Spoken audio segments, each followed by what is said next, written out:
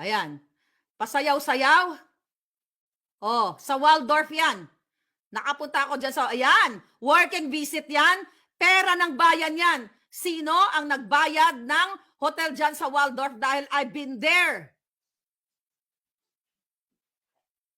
Mga palangga. Oh, pasayaw-sayaw.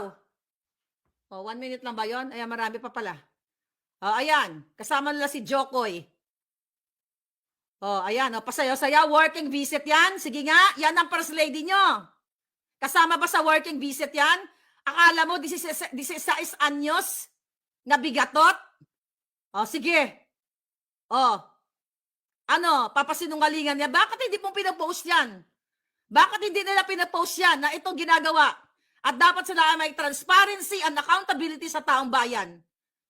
Oh, ayan, nagbiga-biga dyan. Sige nga. Oh, nag-alpot-alpot. Oh, yun lang mga kababayan. Working visit ka mo.